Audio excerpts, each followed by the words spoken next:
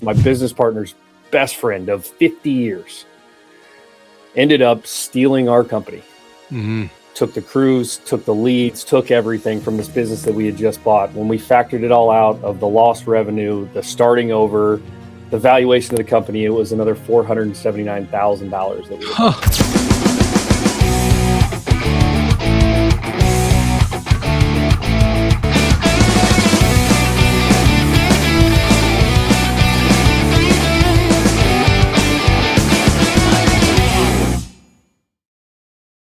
All right, guys, pay attention today. We are talking about scaling the right way, not talking about posting on social media about how you're scaling or building your business, not flexing team photos, not building overhead. Today, we're talking about real profit. Ben is an absolute specialist in the foreclosure arena and a real estate investor, and he scaled the wrong way and lost $1 million. Can you believe that? $1 million. Then he rebuilt his business to run 8 to 10 deals consistently, like clockwork, every single month with just 4 people. That's crazy, right? Small team, tight systems, and real margins. So if you're trying to grow without blowing up your business and spending a ton of money, this episode matters. Let's get into it. Welcome to the Closers Club, the place where real investors come to learn the tips and tricks that the people who are crushing it in this business are using so that they can implement that into their business today. Ben, my friend, thank you so much for being here. Let's jump right in. You've openly talked, which is crazy, about losing $1 million. Most people will never admit that, right? What exactly did you do wrong? And, where did that money go? Like, what happened, man? Yeah, first off, thanks for having me. Yeah. But it's a good question. So the first thing that we did wrong, we brought in a business partner that we did not need to bring on. And that turned into partner stories. Yeah. So that turned into a nightmare where, the guy just eventually stopped working and we had to go and separate. Instead of just giving him profit share, we gave him a piece of the equity. Right. And to get rid of him, it cost us $250,000. Ooh. Wow. I thought I had 88,000 to get rid of a partner one time. I thought that was a lot, but yeah, that's true. That's advice I've been given a lot of times is, you don't need to partner, you can hire, Yes. Or just give him profit share. Put it in your agreement. He gets profit share. That's fine. Right. Yeah. Number 2, we had a lawsuit that we got hit with on a deal that went sideways that, at the end of the day, it wasn't our fault. Right. There was a title issue that happened and the homeowner just wrapped everybody into it. And it was 18 months of paying attorney fees. Cost us a little over another $250,000. Oh my God. And then the last one, we had purchased a service-based business. Mm-hmm. And my business partner that I currently still have, so it was 3, we had to get rid of one. So my business partner's best friend of 50 years ended up stealing our company. Mm-hmm. Took the crews, took the leads, took everything from this business that we had just bought. When we factored it all out of the lost revenue, the starting over, the valuation of the company, it was another $479,000 that we had. Okay. Yeah.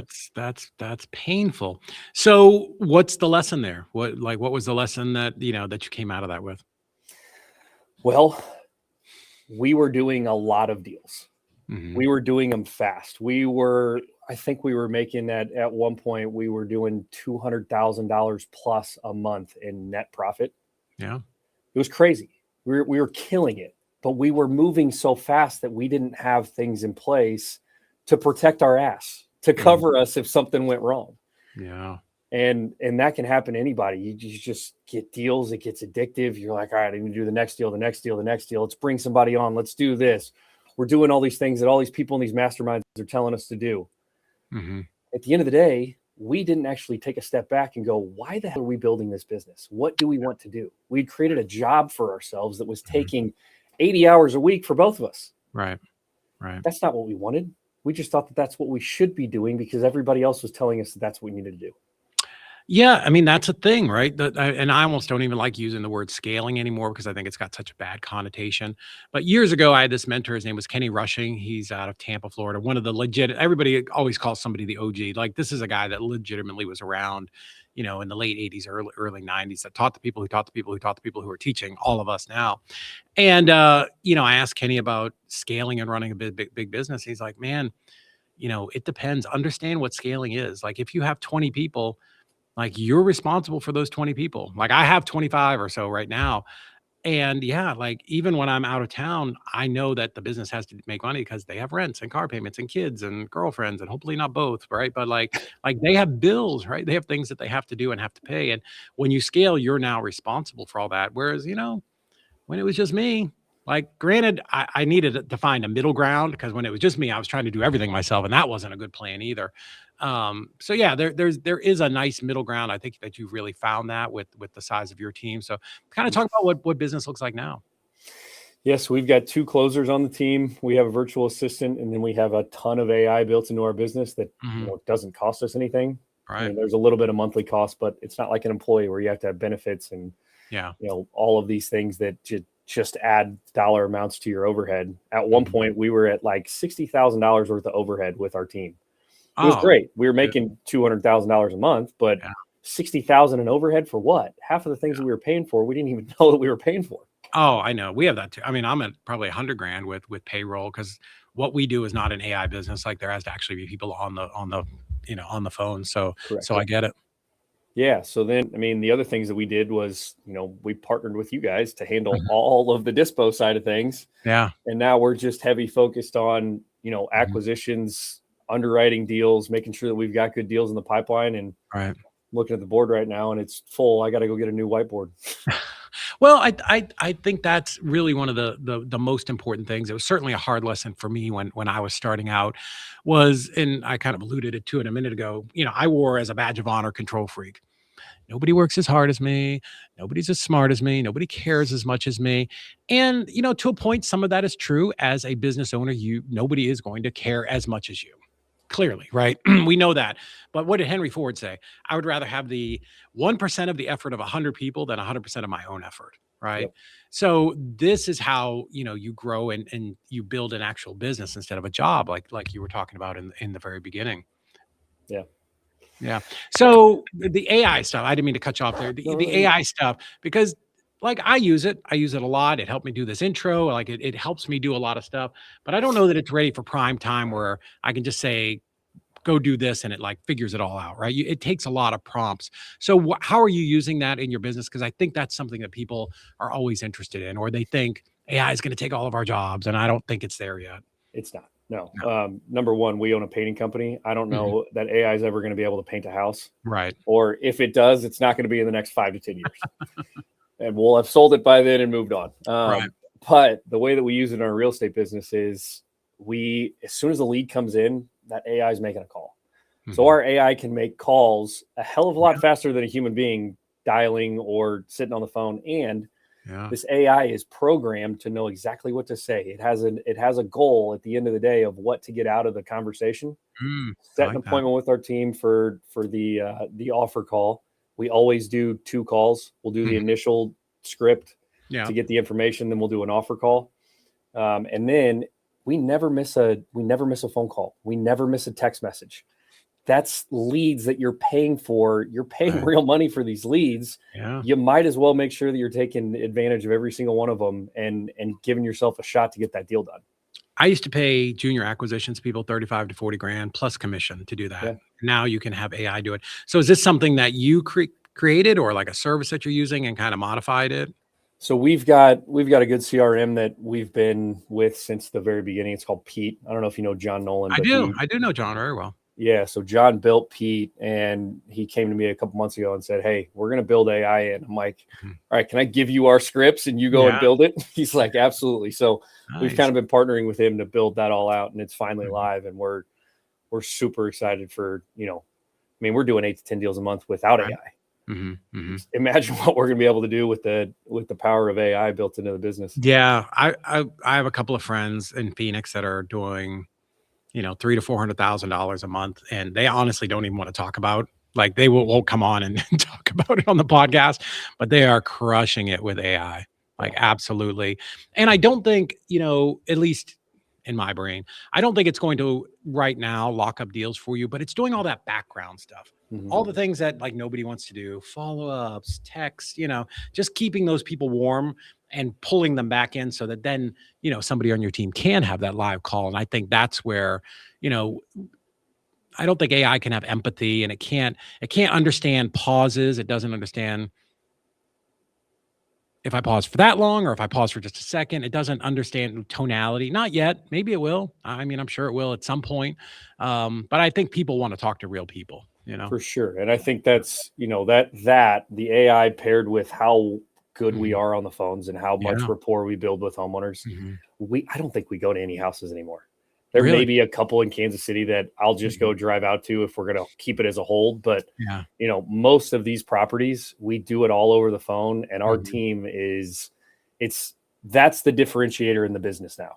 Mhm. It's how much rapport can you build with the homeowner? How Yeah. much time can you spend with the homeowner on an offer call? How much trust can Mhm. you build? And can you get that person to inherently trust that you're going to do what you say you're going to do because you have an entire track record of proof that shows that you've done that in the Right. past? So, when newer people, and because I know you coach a lot of people and you have lots of students. So when somebody's maybe getting started, like what are some of the mistakes that they're making when they get on the phone? Their number one mistake is they're afraid to get on the phone. That's I the know. thing I see from most new people is they don't want to get on the phone. Like, Yeah. I'll go, make my website look better. Yeah. None of that shit matters. You got to Yeah. get on the phone People bought and houses long before there were websites or fax machines exactly, or business cards or any of that exactly. nonsense. Yeah, that's just procrastination. Let me feel like I'm busy, but Yep. did I actually get anything done?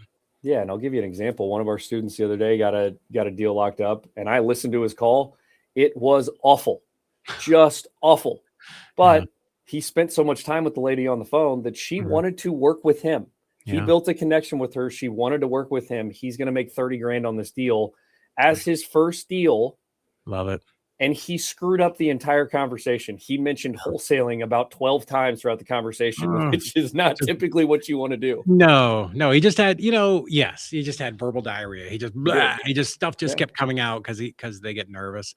And, I always tell people like, the seller, whoever you're talking to, they should be doing 80% of the talking. You Correct. know, you Yep. just need to be kind of guiding that. But yeah, being afraid to get on the phone. I talked about this last night in your group. I had the same problem. I literally was just looking at leads and trying to just, here's what it is. I think our brains, our biology is designed to keep us safe, Yep. right? From the time when we were in caves and I don't want to walk out because a pterodactyl is going to come and get me, right? So your brain's like, don't call this person. They may say no and it's going to hurt your feelings, Yeah. you know? And I So think we're just wired for that. and I think it all goes back to, why do you want to get into this business? What do you Mhm. want this business to give you? Freedom, financial freedom, Yeah. the ability to travel, your Mhm. spouse off your back because you haven't made enough money. Like, what is it that is Yeah. getting you into this business? And if you can think about that before you hop on the phone, Mhm. it's going to drive you to want to do those things. Yeah.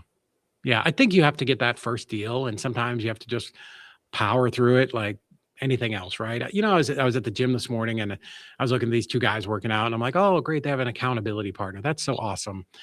And I'm like, I get that people say get an accountability partner and make those calls, but you have to decide for yourself. Like you Yep. just have to make a commitment and say, today I'm going to stop smoking.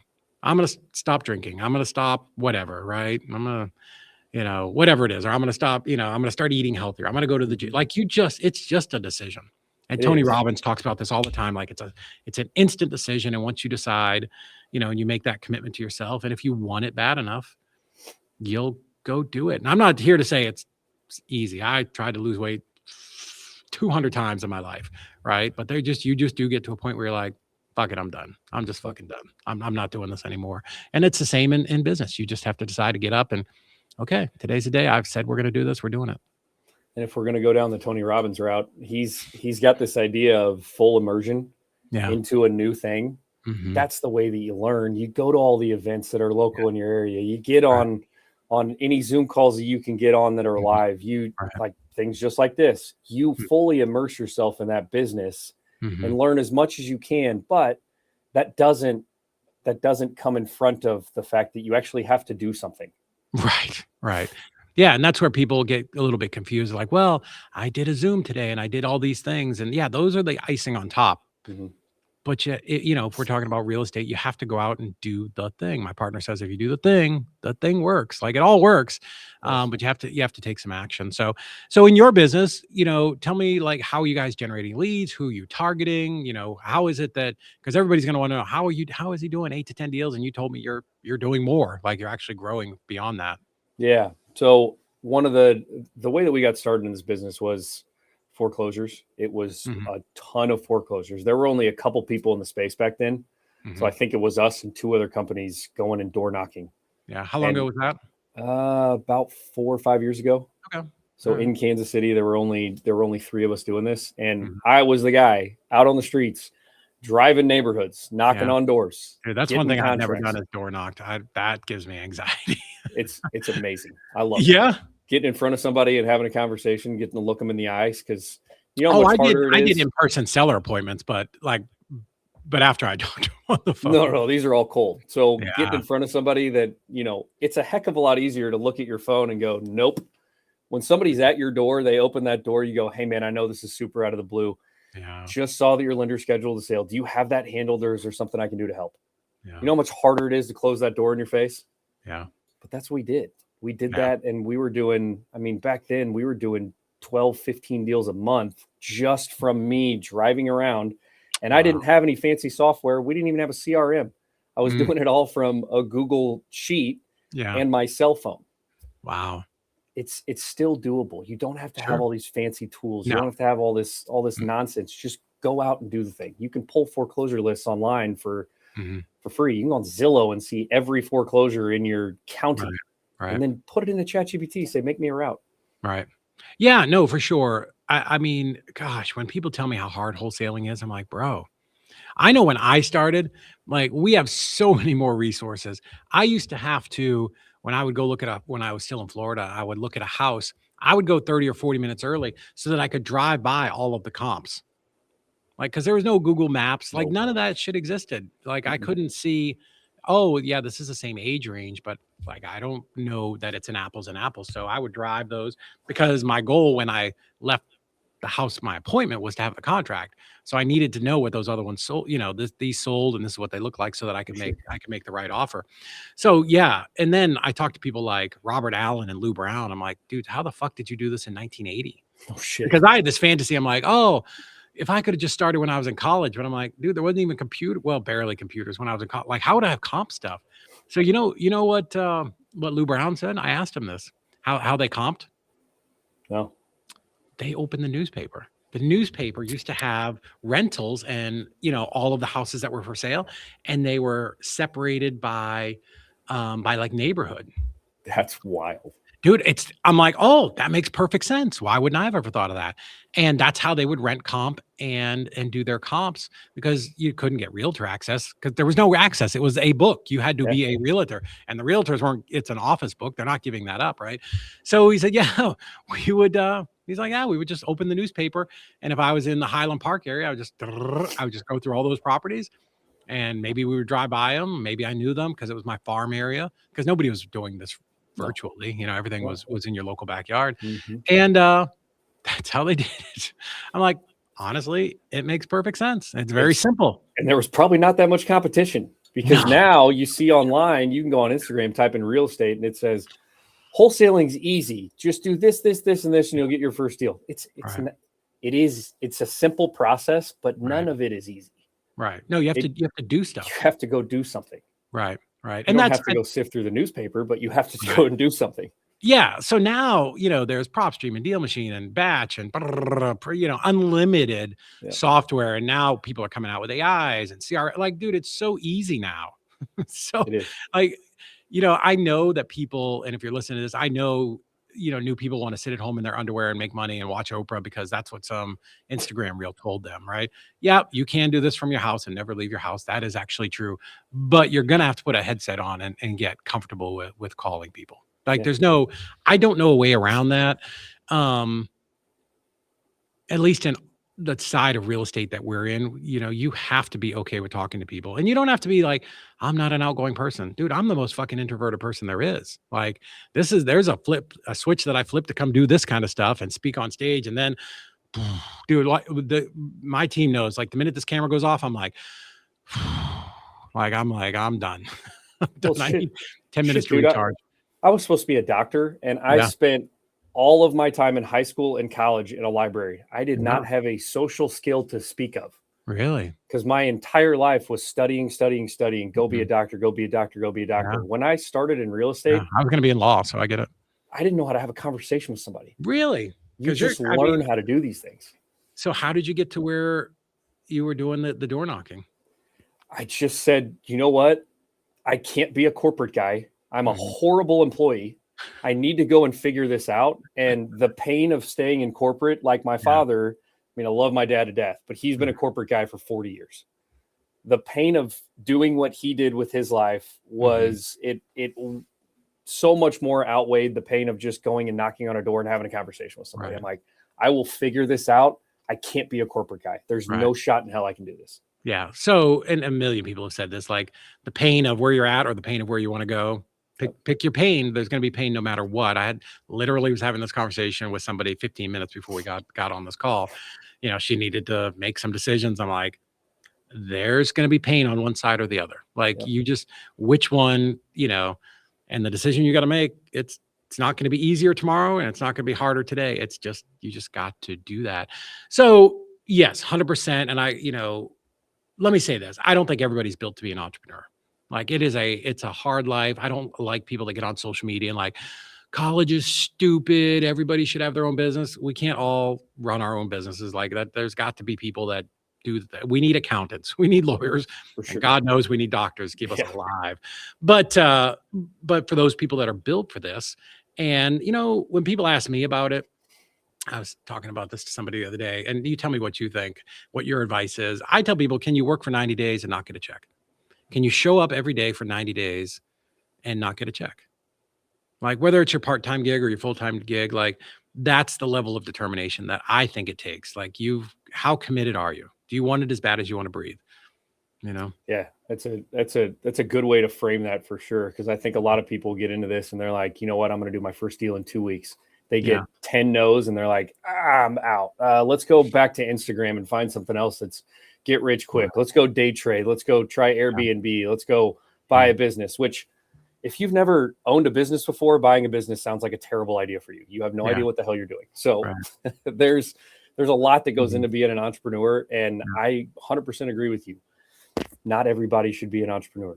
Right. And not everybody's built for this because there's a lot of people that if they saw on their balance sheet that they lost $1 million in a year, it would freak the hell out and go right back to corporate. But I'm just not going to do that. I mean, are you willing to put everything into your business? Like we had 3 amazing years where we were Forexing the company, and then the market turned a little bit and we're putting 150,000 into the business. Like these things, you're building something for the long term. And, sometimes people don't understand, like as the owner, you're the last one to get paid, but you're also the owner and you also have all the equity. And when you exit it one day, that's great. So, I definitely think it can be a challenge, right? But again, we talked about this before. We're not digging ditches or laying pipe or running cable and wire and all that stuff in a hot attic of 150 degrees. Yeah. But one of the things, especially, I know you're a great coach because I've been on your calls. One thing that having a great coach or mentor can do is help you shrink and compress that time and that learning curve. And I think that is so important. So there is, value in, you can watch all the podcasts you want. That's great. But we can only talk about so much in 20 or 30 minutes. We can only do so much. And, information is not the real thing that you're paying for when you get a coach. You're paying for that access and somebody who is, in my case, I say we invented ways to lose money, especially marketing. You're paying for a blueprint too. So you don't have to go figure out what to do this, and this. And you're also learning how to not lose $1 million. So and I think that's really powerful. So, getting a good coach is it's the cheat code. It's the shortcut. It's the escalator to the next level, whatever it is. Because, and this is, I guess, is the question for people. If you're thinking about, well, should I hire a coach or should I not? What's your end goal and how quick do you want to get there? Mm-hmm. Like, that's the only question you have to answer. And if you want it now, well, you need to get with somebody like you and, somebody that's been in the business and is actually reliable and really doing deals. And we close your deals. So I can tell people, you're 100% legit and doing those closings. Yeah. I know we've gone a little bit over, and I apologize. I know you've got a lot of stuff going on, but what is the best place for people to get a hold of you? Because I think, people are drawn to people that really do the business and, and are authentic and, that can maybe help them kind of shorten that learning curve. Yeah. Any questions that anybody has, the best way to get a hold of me is Instagram. Okay. I love that. I think you've got the handle. So yeah. There you go. We've got, if I'm not in there, I have somebody that's actively looking at all of the DMs that are coming through, and they're passing along the messages that are coming through that they don't know the answers to. So we've always got somebody in there answering questions. Love it. And I know you put out a lot of great content. Yeah, that's me too. I tell people, like, I answer my own questions. If you tell me I'm a fucking dick, then I'm going to answer that too. I don't sit on there all day, but once or twice during the day, I'll get on there and I'll try to answer stuff. And, like you, real estate's given us a great life. There's plenty of deals for everybody. There's no scarcity. No. My God, it's there are a lot of people out there who are losing sleep at night over these houses. And I think, the thing that we do, our superpower as investors, and the thing that we bring to the world is, we can come in and help these people. So, Ben, I appreciate everything you're doing. Appreciate you coming on. We'll definitely have you come back on, because I'd love to talk more and get deeper into foreclosures and kind of that strategy and all of that stuff. So appreciate you coming on today. Thanks, David. All right, guys. Thank you so much. This is the Closers Club. If you enjoyed this, like, subscribe, share it with a friend. My name's David Olds, and I will see you at the closing table.